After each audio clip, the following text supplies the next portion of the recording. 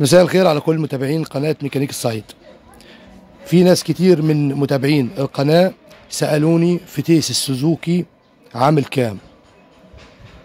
أنا جيت عند عم رماني فرح أسيوط، الراجل ده ثقة، أنا شغال من ساعة ما أنا فتحت في أسيوط مش شغال غير عند الراجل ده.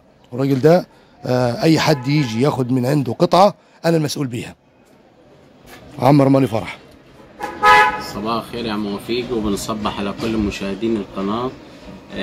عم وفيق عندنا النهارده مشرفنا علشان ياخد فتيس سوزوكي بيشتغل كمان على عربية ديفيسك، لأن ده نازل مجهز الحديث، نازل بالمكان الحساس الديفيسك علشان بيركب سوزوكي 1000 الفان، وبيركب كمان العربية الديفيسك. تمام. والفتيس خامة وجودة عالية خالص وحاجة ممتازة، متجرب ومتباع لأكتر من زبون، وكل الناس اللي خدته يعني بتشكر فيه خالص.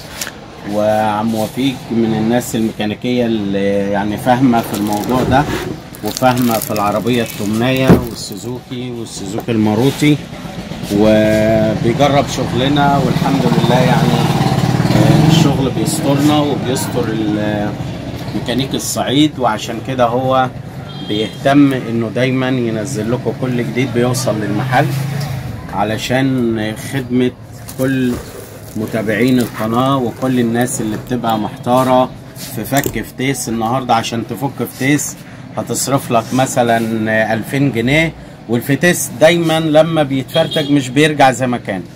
يعني دايما الفتيس شغله حساس وعمره ما بيرجع زي ما كان، فاحنا بنفضل ان نوفر لعملائنا والناس اللي بتشتغل معانا الفتيس كامل، لانه بيوفر معاك في المجهود وفي الوقت وفي الفلوس. ونتمنى ان دايما نكون عند حسن ثقتكم فينا، وباذن الله اللي هياخد الفتيس ده وكمان موجود معاه الشورت بلوك، وموجود معاه المكنه كامله سوزوكي نازله بصندوق متقفله، وهنعمل فيديو جاهزه، وهنعمل بيها فيديو ان شاء الله في الايام اللي جايه، ونوريكم المكنه تقفيل وشغل وخامه حاجه فوق الممتاز.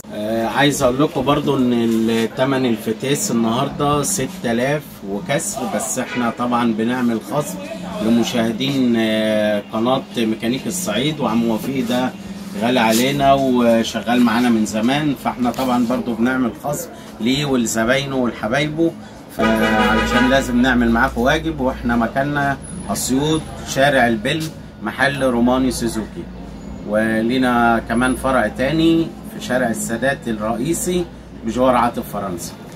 ونتمنى نشوفكم وتشرفونا في اي وقت، مكانكم وتحت امركم وامر ميكانيك الصعيد. عم وفيق عم الكل، والراجل اللي يعني فاهم في العربيات دي، فاحنا بنرتاح لشغله معانا لانه فاهم في شغله وفي تركيبه.